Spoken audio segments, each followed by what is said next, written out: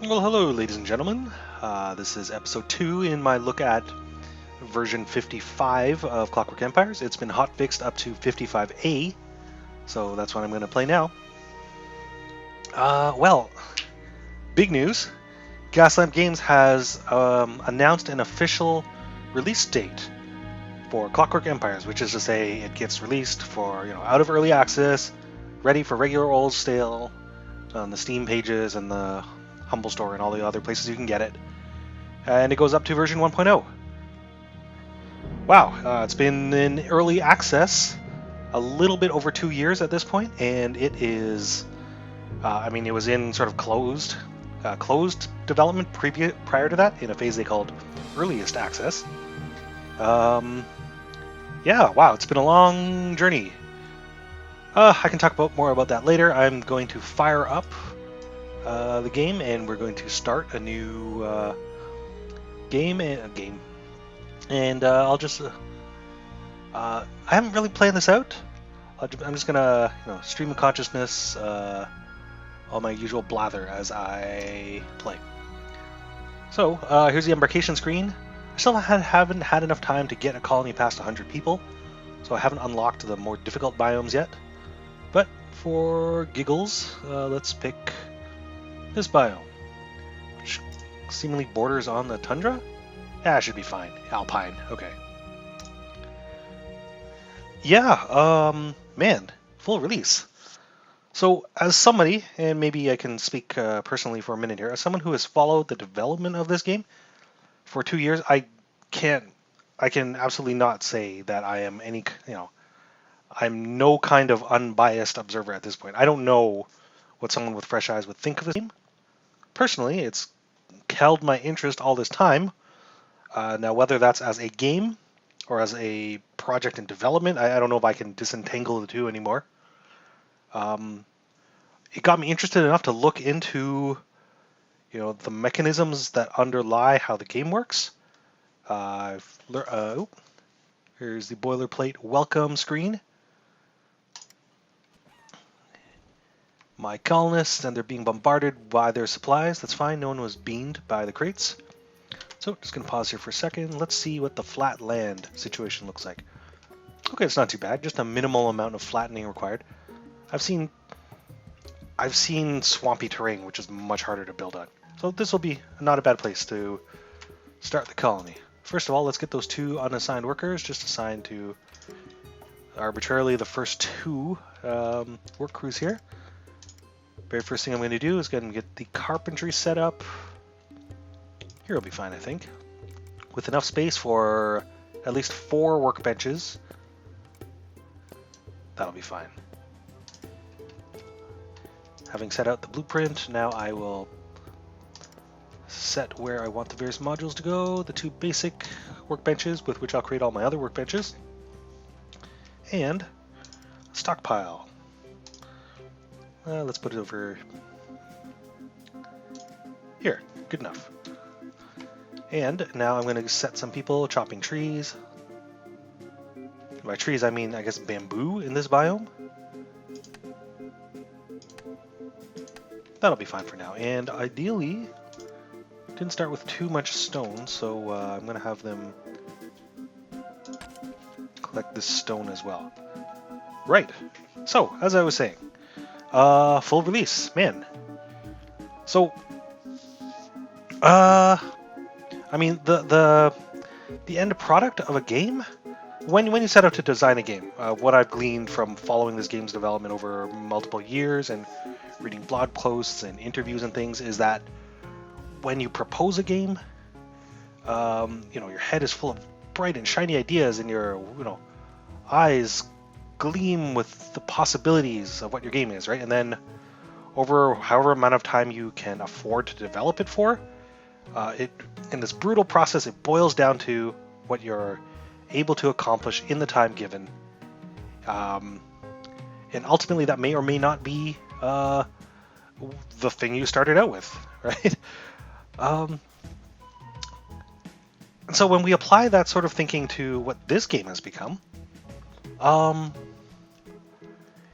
at its core, it was always going to be an industrial sort of production chain simulation sort of game. I believe the initial buzz around the game, or the initial buzzwords, were like Victorian England, steampunk, Lovecraftian, horror, all of those things, right? And so I suspect all those expectations for the game have met with varying levels of expression in the final product. They are. Well, let's forge up these mushrooms while we talk here. I mean, it's definitely quite Victorian. I think in the names and the costumes and the flavor text and a little bit of world building that there is, the foreign nations, steampunk. It's not as steampunk as I think some people might have expected.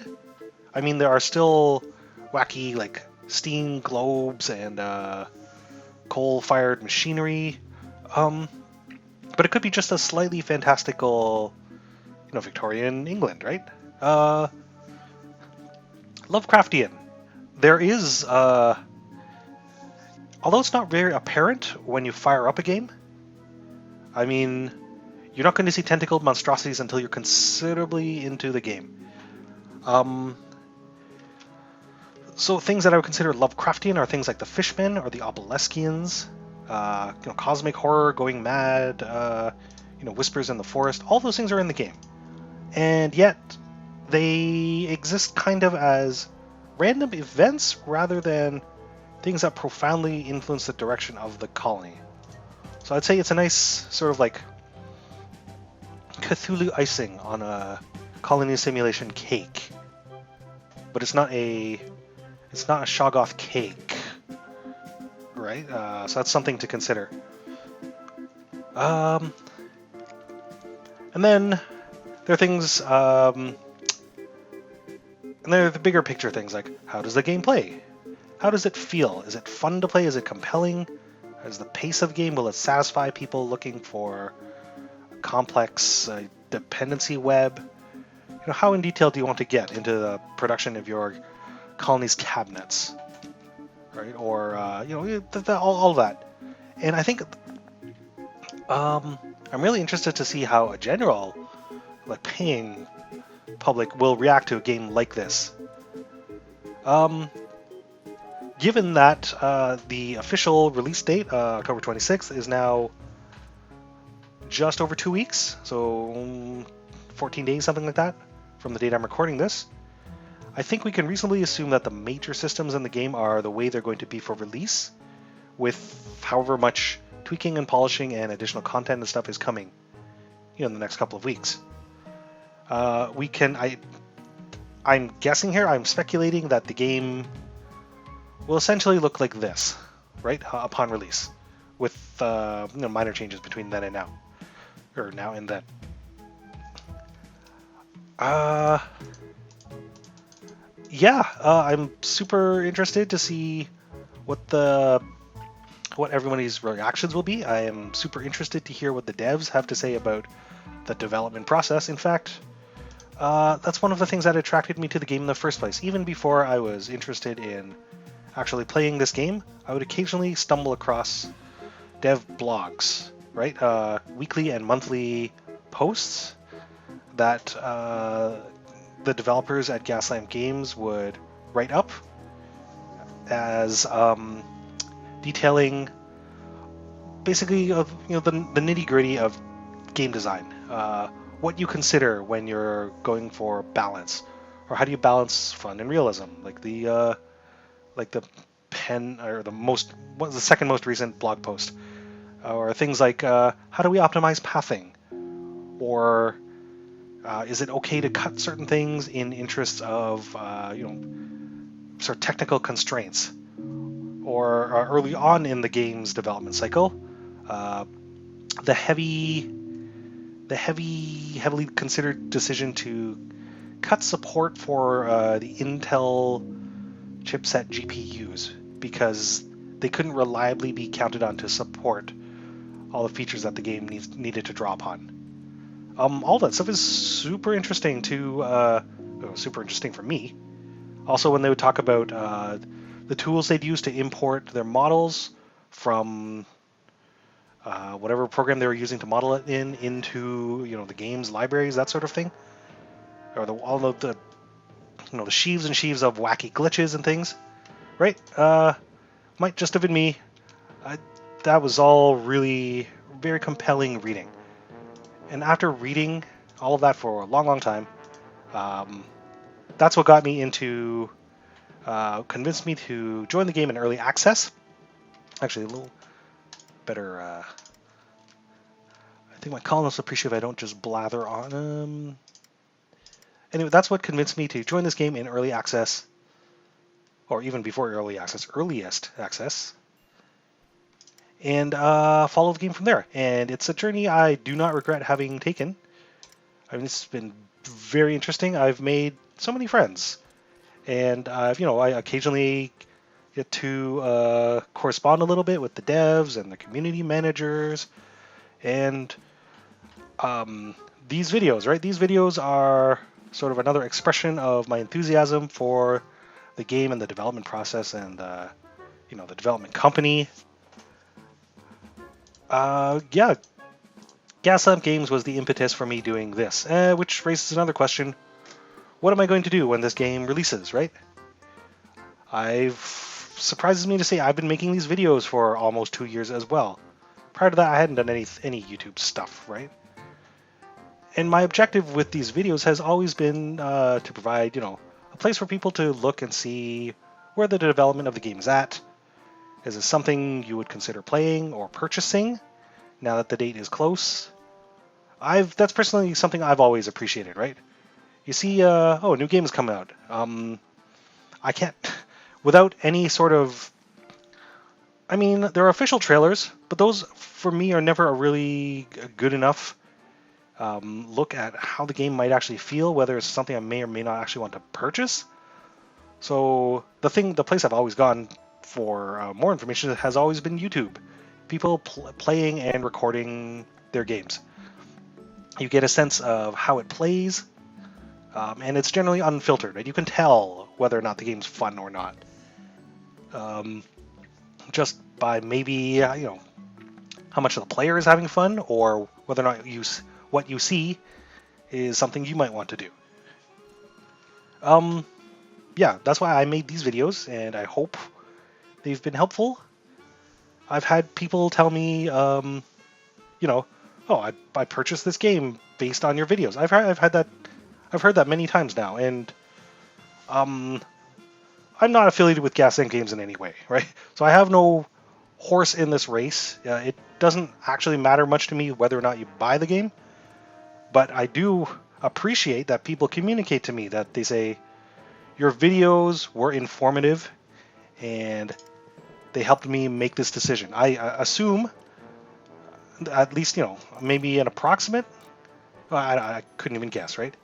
I don't know how many other people have seen the videos and said, quality of the videos aside, maybe they've said, this does not look like the game for me. But hopefully, they're glad that the footage is out there of a dude playing the game, and help them make a more informed decision. Right, so, what do I want to put? Chilies, can't eat teas, can't make anything with sugar yet. Chilies, here we go. Carpentry is complete, need a carpenter. Do I have anyone who is, wow, what the? It's an interesting, so, just before I completely forget that I'm playing a game here, I paused the game. If we look at the overseers here, we'll see that of the 7 overseers that I was assigned, this little tab here displays their best skill. Usually it's a grab bag because there are many, many different skills that an overseer can be good at, right? In this case, the majority of the overseers are actually naturalists. That happens to be their best, randomly selected to be their best skill. So normally when I'm looking for someone to crew the kitchen, I'm looking for someone whose cooking skill is the highest. We don't have anyone. But it's going to be one of our many naturalists, I guess. That's a bit weird, but that's fun. Sorry, no, carpentry. So I'm going to assume one of my excess naturalists to be carpenters. Say always... Oops. Set this up so it is a persistent level of 7 planks. Wait a second. There we go.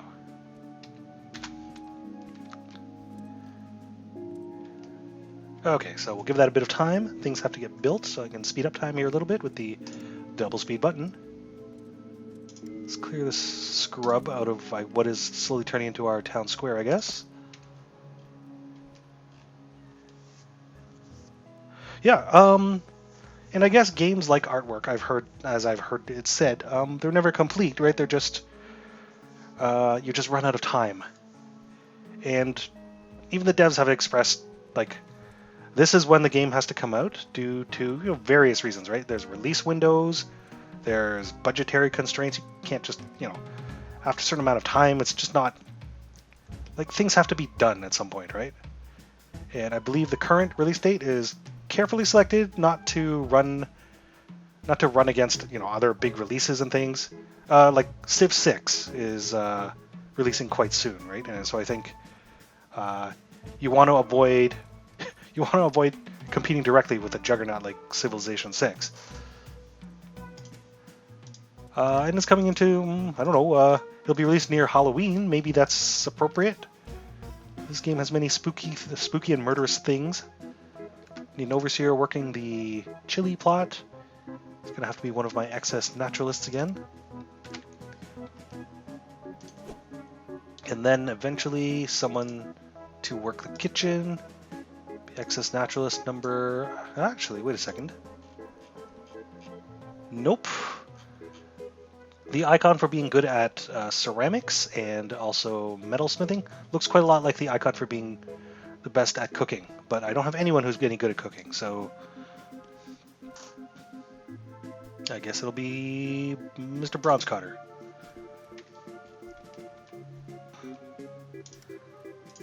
There we go. So, what are my plans for this month's series? Well, I guess I'm going to play through.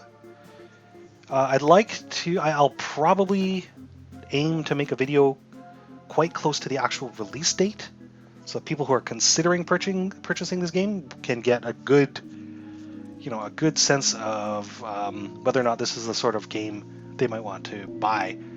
That will probably be more of an introductory flavor to the game. What are the basics of this game?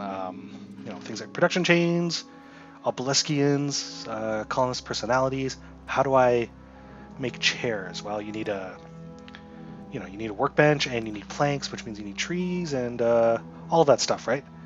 I think I'll try and put out one of those quite close to the official release date. That aside, I mean, it's been a super interesting ride, and I've learned so much. Pardon me. Not just the way Clockwork Empires works, although I'm pretty sure I've learned so much in the way the game works, right? And studying the systems and the way random events work and crop mechanics and production chains and all that stuff. That aside, I've also learned quite a lot about how the way like YouTube works and how how to moderate comments and how to like upload and publish. Like I've learned I've learned a workflow for when I want to get a video out. Allocate a certain amount of time for editing and encoding and uploading, all that stuff. Always learning, right? It's and I hope you've enjoyed the journey with me. I have. Colonists complaining I have no soldiers. Yep, I can totally understand that. Next thing I should probably build is actually somewhere for my colonists to sleep. Let's put a bunkhouse over here. Ooh, I hope I actually have enough wood for all this building. No, I'm completely out of planks and wood. Okay. Listen to me, blathering on. While the colony production chain grinds to a halt. So I know for a fact that and maybe this is the case with every game, there's so many assets that are in the game and yet not used. There are different aesthetic sort of themes for buildings, different schemes for roofs, decorative things here and there. There are flora and fauna, plants and animals. Their graphics exist in game, but they may or may not be hooked up to models, or perhaps those are things that are being entered into the game, you know, in this like brief polish period. And the developers themselves have said they anticipate that they'll be supporting this game for for some amount of time. And then they point to their support of Dungeons of Dreadmore, which saw bug fixes and polish and additional content for several years after the initial release of the game, right? Which ultimately made the game like it doubled the size, doubled the footprint of Dungeons of Dreadmore by the time all was said and done.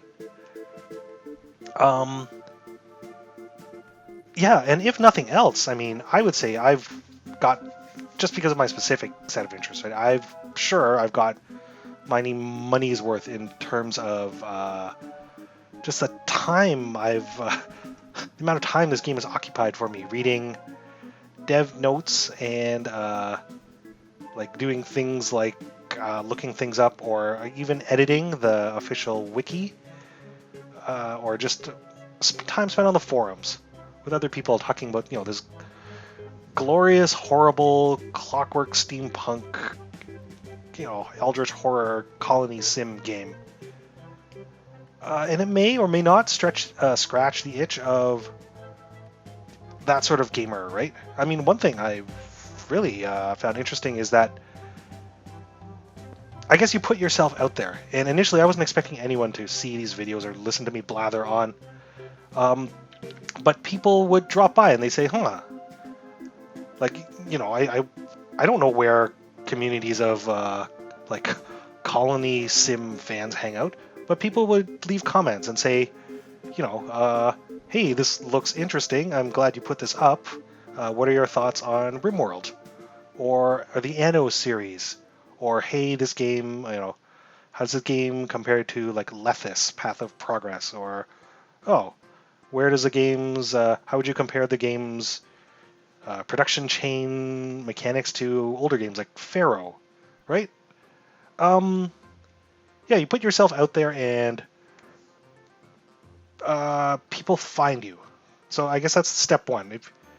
If you want the community to be there, be prepared to be the community, such as it is, right? I'm not going to say there's a huge following or anything, but the people who are looking for Clockwork Empires stuff, I'm glad I'm just one viewpoint I've provided. I've provided one viewpoint for people looking for Clockwork Empires stuff. Well, I think I've blathered on enough. I guess I'm going to continue this playthrough. My plans, as it stands, are up in the air. If you have any suggestions as to what you might want to see from this channel in future, whether they be specifically Clockwork Empire stuff, or I don't even know, other games, I don't even know if that's something I'd want to do, or people would want to see me do, right? Me talking about game mechanics or playing through games. I was actually joking with my friend Bendy, who he publishes video game videos to his channel, Robust Theory. I've done a couple of collaborative things with him.